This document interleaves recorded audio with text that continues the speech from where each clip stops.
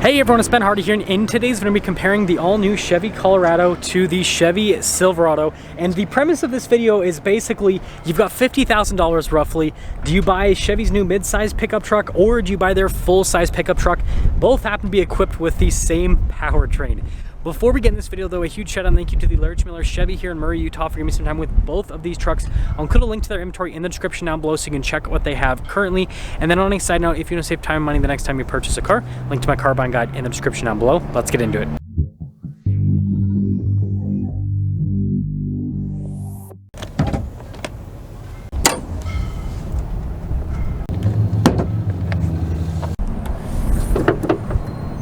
Starting under the hood of the Colorado, we have a turbocharged 2.7 liter four-cylinder that goes through an 8-speed automatic transmission. Now with this particular truck, fuel economy is 19 around town and then 23 on the highway. And then when it comes to tunes, there are 3 different tunes with this powertrain. There's the base tune, which is 237 and 259 for the horsepower and torque, respectively. And then there's the tune that this truck has, which is 310 horsepower and then 390 pound-feet of torque. And then there's the final tune, which is 310 horsepower and then 430 pound-feet of torque. Now the Silverado makes things far simpler. Turbocharged 2.7 liter four-cylinder goes through an 8-speed automatic transmission with one tune, 310 horsepower, 430 pound-feet of torque is the high output with the Colorado. Fuel economy is 18 around town and then 21 on the highway, so not all that different. Now, before we move forward with the comparison, I do want to mention, if you want to see more videos just like this, then I recommend you subscribe because I post content every single day. Now, I've already done full walkarounds on both of these trucks in the past, so I'm not going to dive into every single detail in this video. I want to focus on some key differences between the trucks. So first off, when it comes to styling, they both have like this aggressive, sporty appearance, but also with the Colorado, it's kind of like angrier with the look, if that makes sense. And then look at the upgraded lights this has, whereas for the same money with a Silverado, you're going to be getting the base lights. But then notice they've got a lot of similar features like tow hooks on the front end. They both have air dams here at the bottom as well. And, well, I picked out 2 trucks that are white so that you guys can see that they're twinners today. And speaking of twinners, they both happen to have 20-inch wheels with the packages that they have, which is pretty interesting.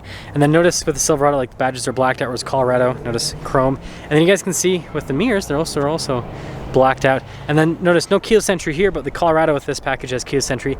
And then with the Colorado, it's definitely kind of like beefier with the fender flares. They kind of make it have more of like a wide body appearance, whereas the Silverado's, it's not flush, but it's more flush.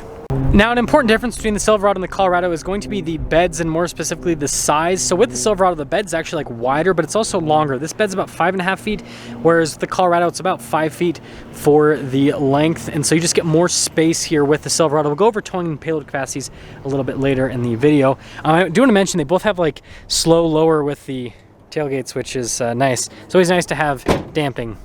And then notice with the back ends how like the Colorado's more rounded off, whereas the Silverado's more boxy. And then the taillight design, although different, there's obviously a lot of similarities, right? The little cut there in the center portion. And then notice with the bumper steps as well, it's another cool piece with both of the pickup trucks. But anyways, let me know if you like the look of the Silverado or the Colorado more when it comes to overall aesthetics. And here's kind of more of a side view on the Colorado. You guys can see again with that like wide body appearance. And if we pop over to the Silverado, it's got like a boxier, more truck-like appearance. Now in the back of the Silverado, I could basically like sleep back here because there's like so much space. I mean, legroom is pretty much infinite. Headroom is also fantastic. But notice like with the material use, pay attention to this, a little bit more baseline. Again, same money with the trucks. Still have a cup holder armrest, which is nice. And then we got these cloth seats, but they do have like the behind the seat storage thing, which is pretty cool overall. But the big thing to emphasize is space back here. It's enormous. Now in the Colorado, you guys can see a bit more cramped here in the back, but I do have these very nice looking seats. So like the amenities back here, a little bit fancier, that is for sure. And then also, if you're wondering, it definitely less headroom compared to the Silverado. So with the Silverado, you guys can see 1,785 pounds of payload capacity, and then towing capacity with this specific truck is 9,000 pounds. And let's see what getting in's like with the front. Yeah, definitely got to step up. And, well, nice sound with that. Ooh. So we're not going to go over every single element, but I just want to emphasize, like, again, for about the same amount of money, with the Silverado, you're going to be getting a more baseline pickup truck. It still has like a lot of nice features. So you still have, you know, regular lights, automatic lights at that. Still got like a tow haul mode that you can go into. You guys can see we still have like our 4-wheel auto and everything. Don't have 4-wheel low, but we do have hill climb assist, which is pretty cool. And then you saw the gauge cluster analog there. And then with the camera system, this one's just gonna have the regular backup camera. Resolutions on it's pretty okay. And then as for the, I don't know what's happening there, infotainment system, it's solid. It's just a smaller unit with this. Got Android Auto, Apple CarPlay, all that kind of stuff. And then you guys can see down below, single zone climate, and then like all the controls here. Main stuff here, it's got like lane departure. You got trailer brake controls integrated from the factory, some charging protection. This has a bench seat here with the pickup truck. And then I do need to mention the rear glass is fixed. In the Colorado, it's manual with the opening, so it's not fixed like this one. But yeah, more baseline with the truck. Now the Colorado, 1,452 pounds is the payload capacity. Now this one doesn't have a tow sticker on it, but towing capacity is like mid 7,000 pound range. Now getting in is a lot easier. Like you pretty much just slide right across like an SUV, and it also has a nice sturdy sound. But you will notice here at the Colorado, definitely a lot fancier. I mean, look at the steering wheel, first off. Looks, I mean, this obviously was just, you know, redesigned. So you can see, a lot fancier looking with that design. Full digital gauge cluster here with the Colorado. And obviously you can get a full digital in the Silverado, but again, you gotta pay more than the roughly $50,000 in today's video. And then this has a full 360 camera system as well, which is really cool. And then with the infotainment system, it's a bit larger. Response time, I feel like it's better on this newer unit compared to that unit that's on the Silverado. And then you got stuff like heated cooled seats, dual zone climate, still have lane departure, right? This also has like adaptive cruise control. And then we have 2-speed transfer case as well as 4-wheel auto. And then you can see the whole center console area here. So no bench seat. And obviously, you know, not as wide as the Silverado. So like, you're definitely closer to your passenger. So you gotta like your passenger a little bit more in the Colorado. And then we also have a center up here. And then like I said, the rear window does open. It's manual with the operation. Almost forgot, the trailer brake controls, they're kind of hiding. Now something that I forgot to mention earlier, and I want to mention this before you drive it, is the curb weight difference. So 5215 is the curb weight here of the Silverado. Now the Canyon doesn't have a curb weight sticker, but you can see the payload capacity of 1452, and then the gross vehicle weight rating is 6250. So subtract the payload from the gross vehicle weight rating, and you're going to get about 4,700 pounds, roughly. So like, this thing weighs less than the Silverado, but it's like a few hundred pounds less. Now when it comes to pricing, the Colorado stickers for about $47,000, and then the Silverado stickers for about $51,000. So there is still about a $4,000 price difference between the trucks, but close enough, right?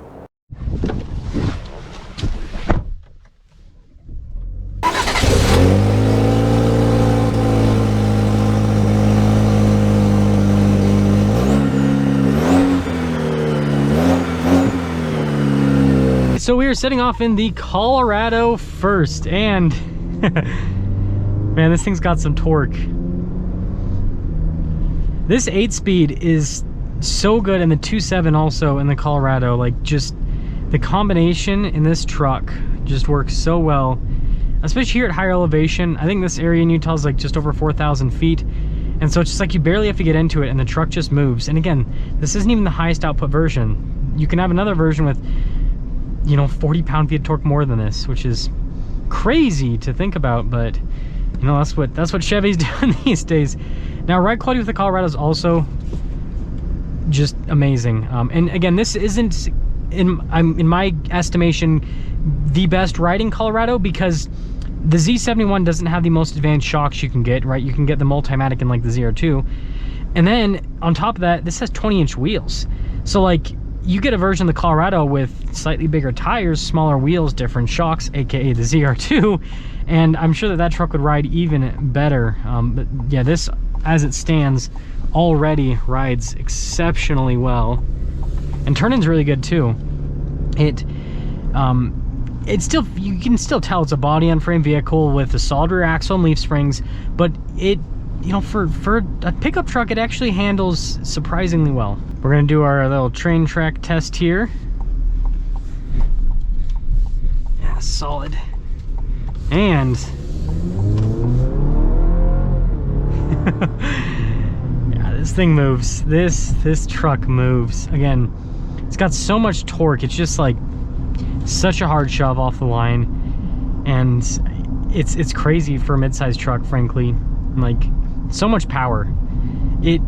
in my opinion, it makes like, this finally makes like a mid-size truck like so drivable, because you don't have that annoying thing where you're like, you don't feel like you have enough power, right, when you put your foot down. You guys know what I'm talking about, especially if you happen to drive a Tacoma, right? I've lived with a couple for a few weeks. But anyways, some things up with our driving here with the Colorado. It's got really good power. It's very comfortable. The suspension, yeah, suspension's great. It's got a lot of features. It's a nice truck overall. I only have a couple of complaints. So like stuff in the infotainment system, right? Having to use like the infotainment system to do the lights and everything. Yeah, I'm not so sure I'm a big fan of that. And you know, this gauge cluster is really cool, but you know, it seems like it's got like a little bit of a learning curve to it, with all the functions with how to use it. But I mean, I feel like that's pretty minor complaints overall.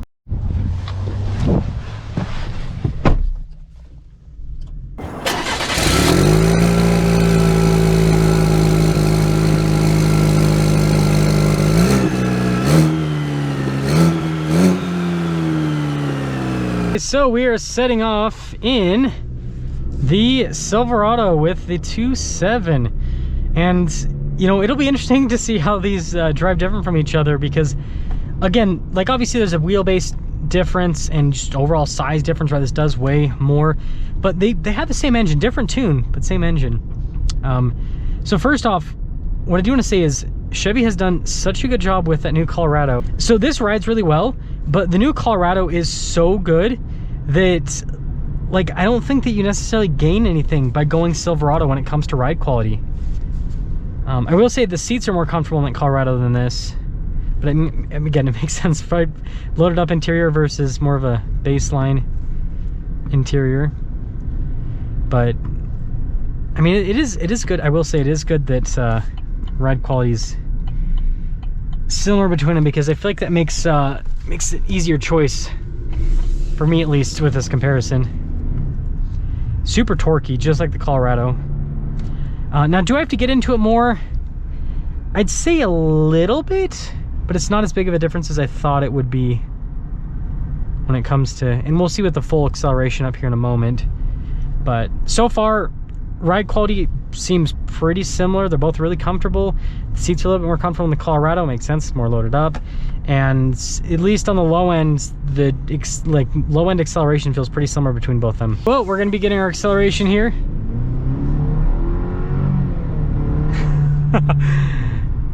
Yeah, that's solid.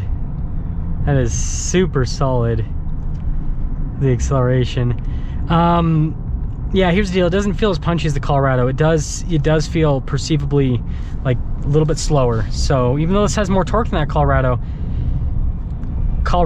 feels a little bit punchier. So that means the high output Colorado is going to feel even crazier compared to this. And then going over, I forgot to film the train track thing, but going over the train tracks, the Colorado actually seemed like it handled a little bit better, but again, shorter wheelbase, so that might be part of it with the handling the train tracks a little bit better.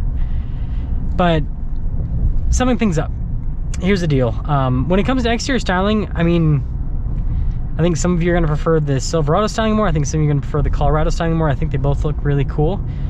And then when it comes to interior, you know, obviously the Colorado wins in this little comparison when it comes to like features and materials, but this has more space, right? That's the big benefit with going full size, more space.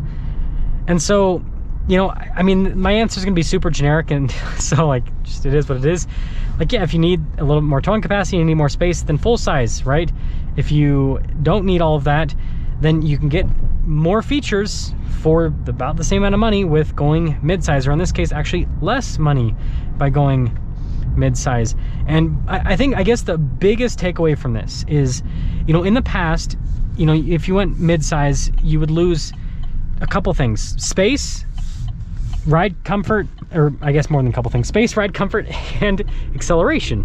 Whereas now, with that engine in the Colorado, you don't lose acceleration. With how that's set up, you don't lose ride comfort, and you just lose space. So that new Colorado really, really punches above its pay grade, so to speak. Let me know which one you'd choose.